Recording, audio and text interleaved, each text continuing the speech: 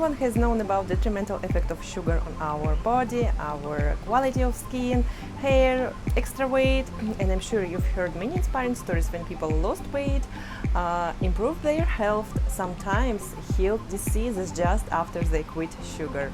So here we go, I'm on board.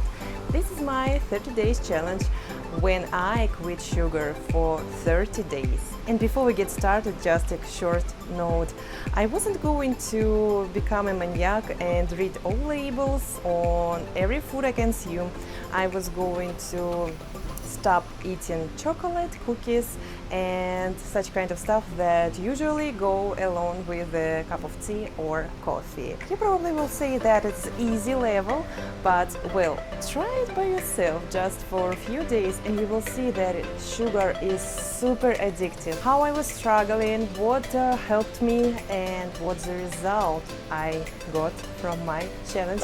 So keep watching and make sure you subscribe to the channel. First you will ask, what food do you need it?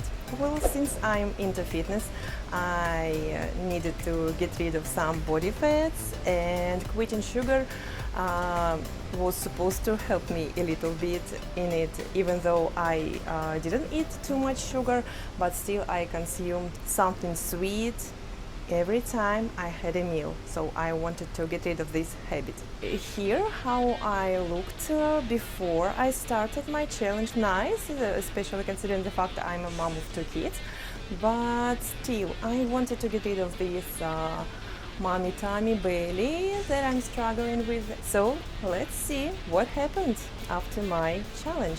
First week I felt so much addiction to get something sweet after I had a meal every time. One sweet. Here's two things that helped me a lot, and first thing, water consumption. Every time when I wanted to eat something sweet, when I had this craving, I just grabbed a glass of water and drank it. It didn't kill my cravings exactly, but still water filled my stomach, and I didn't want to eat for some time. This challenge, it isn't about water, but I cannot stop talking how it's important. Every cell in our body requires water. Every time when you are hungry, when you feel cravings, drink water. At least you will make something good for your body. Second tip, coffee. Oh my god, coffee helped me a lot. I definitely increased coffee consumption during my challenge. According to a study published by International Journal of Science and Nutrition, coffee, specifically the caffeinated kind, has been proven to influence one's appetite control. The study says review indicated that coffee administered 3 or 4 hours before a meal had a minimal influence on the food and macronutrition intake, while caffeine ingested half an hour before a meal may suppress acute energy intake. That means if you had a cup of coffee between half an hour or hour before you had a meal, more likely you will suppress your appetite and eat less amount of food. The second week was easier. I have adopted not to eat something sweet after I had a meal. Instead of this, I made a ritual to have some fruits with nuts. But there were a couple of times when we had a nice stroller with the family and it was so hot outside and everyone got an ice cream and I just looked at them.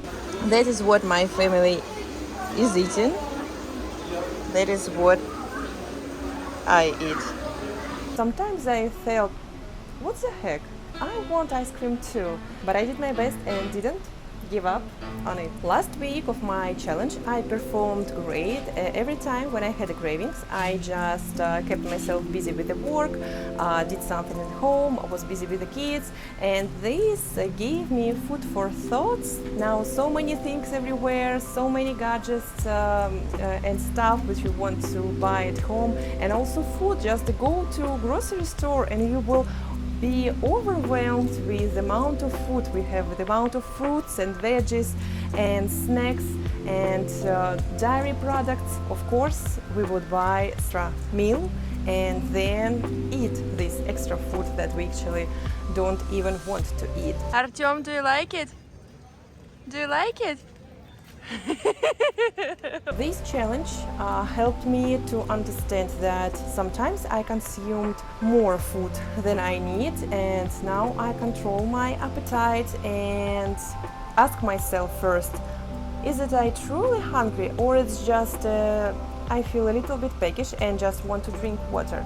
Because of this, I will repeat it again. Drink more water first time when you feel cravings, when you feel hungry, and definitely it will postpone the actual time when you will have a meal. Please do not underestimate the amount and the importance of water. Do we need sugar?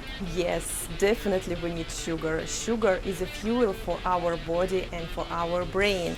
But the way people consume sugar is the wrong way now, because we have too much added sugar, and this is not exactly what our body requires. The standard American diet are filled by added sugar, and this is why there are plenty of Americans that got obesity. Sugar cravings are a vicious circle. Protein will always stop a sugar cravings, but the best way to crush your cravings is by changing your diet. Add more plant-based, fibrous food like leafy greens, stretchy vegetables and fruits, as well as complex carbohydrates and healthy fats like seeds and nuts.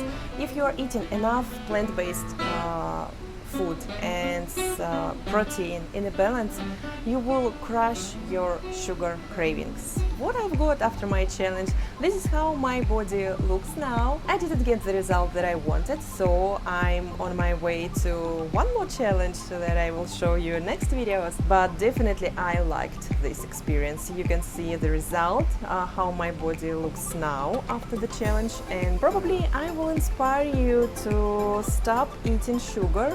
Not at all, but probably just decrease the amount of sugar you consume. So, thank you for watching this video. Be safe and sound. See ya.